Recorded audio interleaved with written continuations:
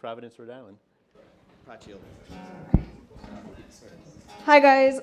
First of all, thank you, Seth, for this opportunity to share our exciting technology with all of you. Thanks, Song Trust, for this amazing location. And thanks to you guys for coming here. You guys are awesome.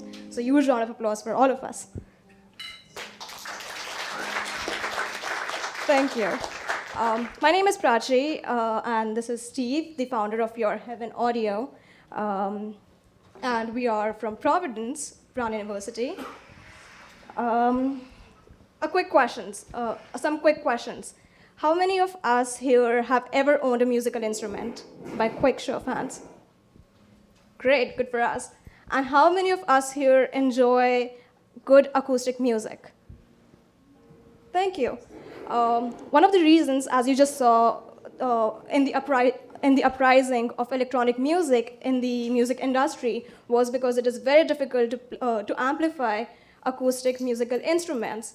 The current options available for musicians are either microphones or pickups. Pickups are transducers, which absorb mechanical vibrations from the instrument and convert them into electrical signals. The problems with microphones are that on stage, while performing live, there's feedback. Musicians don't know what angle to place the microphones at. They're either very expensive or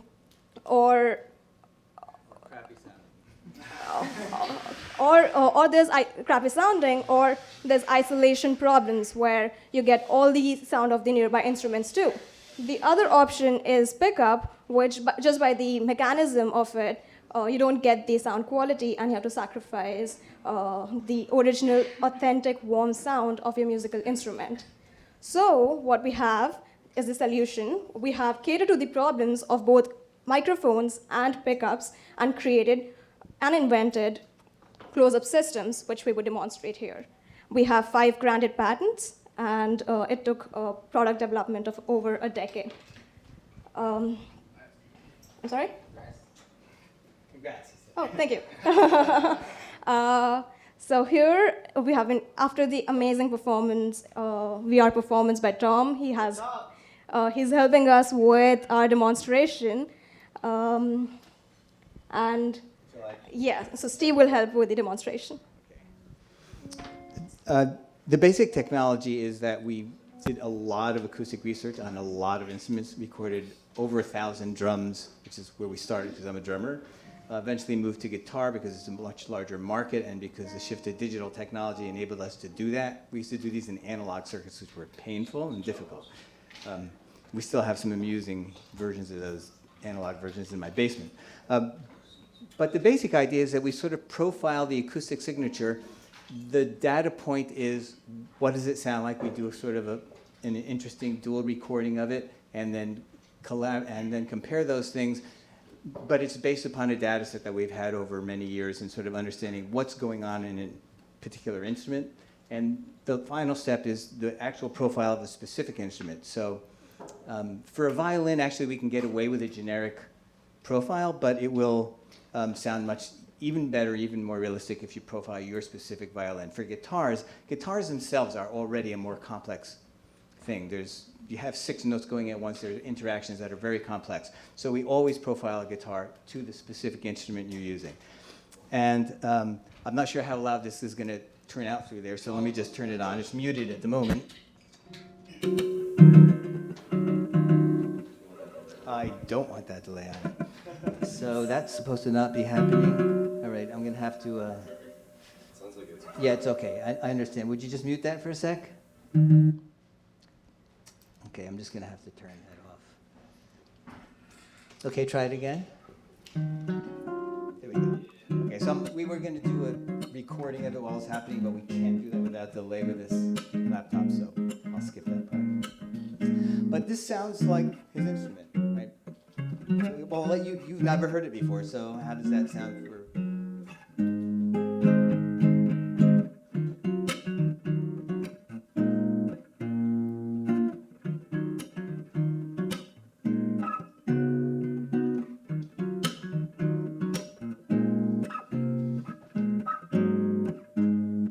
Just so you hear what it sounds like without it.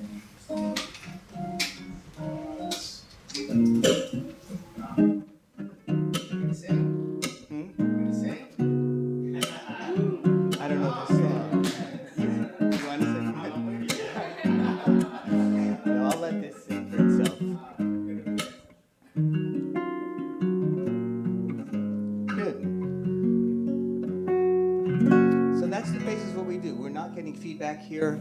We're getting a little bit of a hint of some emphasis on a couple of tones, partly because we haven't carefully placed this. Usually, a slight rotation. Actually, we're getting more out of this, I think. Right, a little bit of rotation very often cures that.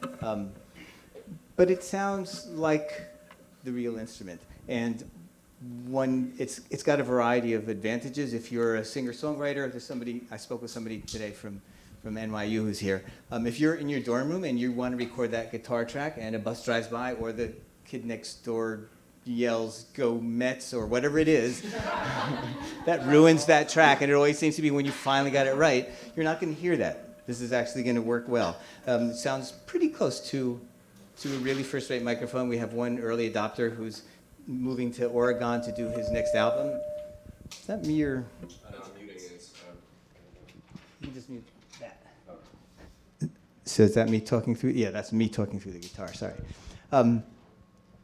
So he said he has a U87 and this, and he's bringing them both out there. He says they both get slightly different versions of it. That was just what he said. I didn't prompt him to say that. So these are gold signs for us. Play the recording now. No, we don't have one. So sorry, that didn't work. She wanted me to play a recording where you would hear a difference. We're planning a live recording where we were showing you. Yeah, but we. That was my question. Yeah. So for live, so that would be recording live. You may not want to be listening to it while you're playing. That would be difficult. But that's not a problem with our device. That's a problem with the recording system I happen to be playing it out of. So if I was playing out of a different sound card, things that many of you are familiar with, I'm guessing. This plays in real time. The delay is very, very low, about a millisecond, a little bit more. The computer recording system introduces more, and since the computer was taking control of our boxes at sound card, it was introducing delay.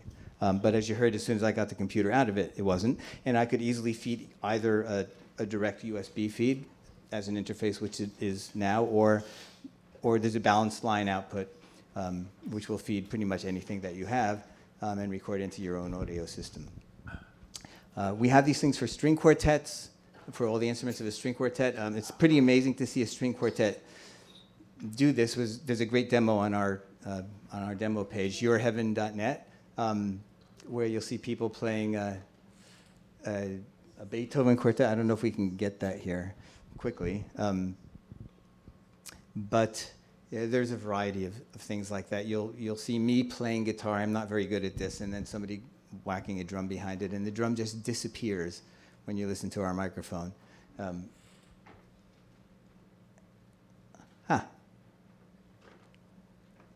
Are you adept at getting to the page with the string quartet? Oh, good.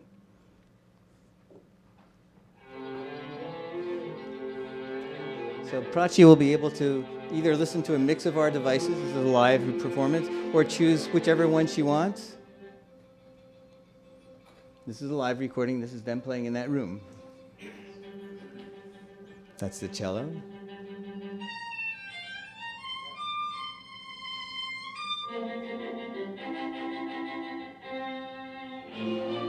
That's the sound in a room with an Audio-Technica 822. That's ours, mixed. Pretty much bare bones. Thanks.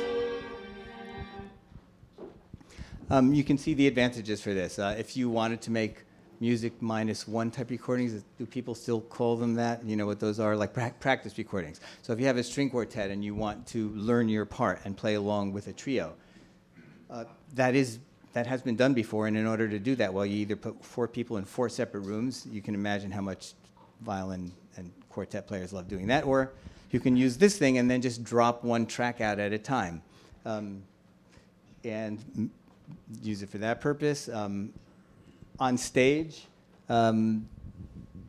we have a shot of Jossie.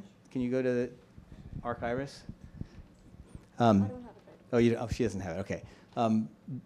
There's a demo that you'll be able to see online where somebody's playing an acoustic guitar, not different than this, but steel string, and she's on stage with a trumpet right there, and a drummer right there, and a bass player right there, and her monitor is right in front of her, and that's the only sound that is being fed either to the monitors or the front of hall, and yet she's doing fine with it. And when you listen to the isolated track, it sounds like Jossie's wonderful little guitar that she loves. Demonstrations online. Yeah, it's online. Right.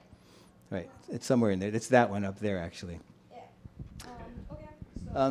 So, So we're hardware, which is different than most of what we've been hearing tonight. Yeah. Shall we go to questions? Yeah. thank you. Okay, sure. Thanks. How many of these boxes have you made? How many do you have? Of these little boxes, which are for individual instruments, we have 50 built and another 50 that we're building. We sort of put them together by hand. They're prototype boards. So we're somewhere in between beta and beginning to want to sell them online. We have a store almost set up, but not quite. So We're also we have about 35 to 40 early adopters who are actively using it. We have been used at Newport Folk Festival. Touring musicians, professional musicians are using it. So we are growing, but right now we are in the beta phase. Yeah. How does someone get one? Like, have an effect on the theory? So we do take pre-orders, and we have this. So come talk to us. Right. For people who have an immediate need for one or who are that interested, then we would love to get one in your hands if we can. The 30th is kind of close, but maybe we can. No, that's not that close. So please talk to us. I don't know that we can hand one to you forever, but we could get you one for your performance, and that's the feedback that we're looking for, too. That's great for us to know how it did fare in this club or that club. We're getting a fair amount of that, so another one is great. Pardon? Rooftop. Rooftop. Awesome, yes. Hi. That was awesome. A very basic question. Was the audio that we were hearing like the acoustic audio with everything else filtered out, or was it a synthesized version of the instrument? No, it's real time, the actual instrument. It's going through a processor, which, as I say, it has an algorithm that understands what that instrument, what the important parts are, and is able to get them out. That's, yeah. No, there's no synthesis involved at all. Yes. Is it mostly EQing and filtering, or? That's all. That's sort of proprietary. It definitely involves some of those things, but pretty much anything you can imagine in the audio world that would include Fourier analysis and dynamic shifting here and there if we need it. It depends upon the instrument. Everyone turns out different. That's why it took so long, actually, is sort of understanding those points. What's the price point here? That's another good question. So right now we are, as I said, we are in a beta phase. So it depends on what instrument you have, what you need for, and we have a discounted price. So it's $3. Yeah, absolutely. All of you guys would get discounts. It's about $349 for now. $349. Yes. Do you have anybody use it as kind of like an effect process, or like say you had a nylon string guitar where you wanted it to sound like a Mark D35 or something like that? Do you run into problems? Does the algorithm kind of choke on that? Well, so the algorithm gives you a really accurate acoustic version of what that instrument sounded like, and then whatever you do after that is going to be very similar to what you would do if you had recorded using a nice microphone and fed that signal into whatever your processing is. This does not fit in between. You don't take any mic you want, or the microphone is part of the chain or whatever transducer we use. So that feeds into this, and this gives you an output. And it won't muck up any other processing afterwards any more than whatever the original acoustic signal would. Yeah, there's nothing that weird in it. Yeah, I understand the question now. Yes. So as a guitarist, like I can understand the sound quality that's different between this and an acoustic pickup. But for somebody who's not a guitarist, like why is this better than an acoustic pickup? For me as a player, the sense, especially when I'm playing a sort of a delicate and very expressive instrument like this or a cello, I can't play a cello, but I wish I could. What I convey to my audience is partly based upon how I feel about what I'm doing at the moment. And I know that if I'm sitting in my room and I'm coming up with a song and I've rehearsed it 400 times and I've got it right and it's, there it is. It's this thing that I can express and people seem to be responding to it and they want to hear it, right? And then I come out on the stage and I start playing this thing and it's this kind of dull, flat sound. I'm not playing as well. I can get drunk and sort of just ignore that and try to, get into the feel of it that way. But there's nothing, for me at least, like the actual sound of that. And Yes. I can answer as I don't play a guitar, but for me, when I'm investing time and energy in my guitar, I want to maintain that natural tone, sound of the guitar when I'm presenting it to my audience. I put a lot of effort in my music. I can imagine you do too. So yeah, for that. Can I take one question from the back? Yes. Is there any application now or maybe in the future for vocalists? For what? Vocalists. Yeah, we've thought about that. We're beginning to get enough questions so that we're looking into it. This started out in the drums, and the drum system is a very complex thing. It will take 12 separate drums, the parts of a kit, and it's expensive, and we, at some point or another, we just couldn't afford to keep developing it. When that digital shift came and we could afford to do these individual units, that's what we concentrated on, and we concentrated on the biggest markets. We already had drums, so these little boxes will also work for a snare or a bass drum or a tom-tom or a cymbal. And people are beginning to ask about vocals, so we are beginning to think that we better start looking into that. But in terms of what people expect in terms of a microphone, the guitar was the big one. And the string quartet actually was an accident. I have a friend who developed something called Community Music Works in Providence, where they teach free string quartet lessons to underserved kids in poor neighborhoods. And these are kids and their families get involved in this music making in a way that transforms their lives. It's really amazing. And they did this amazing show once. You saw a clip of it there. It's explained better online if you go to the online spot, where they needed this. They were playing, what they did was they put a different speaker in each room of the house, and if you walked into the kitchen, you heard the viola coming out of an oven. And if you walked through the hallway, you heard the cello being played through the air conditioning system, which had a transducer on it. So you would walk through the house, different parts, and hear different parts of the quartet. And they needed real isolation for that, and they asked me to sort of develop a system for that. So that got me into the string quartet instruments, and I'm hopeful that it's actually going to be one of those blessings of helping somebody out, and it helps us out, because it turns out that there are a fair amount of people who are playing country styles especially. None of them have anything that they're happy with. As soon as they get with a pop band or if they're playing amplified country music, they want something like this. One final question. Yeah, I realize this might also be proprietary, but what exactly is going on with the transducers themselves? There's only one transducer or there's multiple? We try to keep it down to one because we want to keep expenses low, but on some instruments we have found that we need more than one. For guitars, we have one. Yeah, so far we haven't found a guitar that required us to have more than one transducer, and that's a nice thing. Okay. So thank you so much, and yeah, have a good night.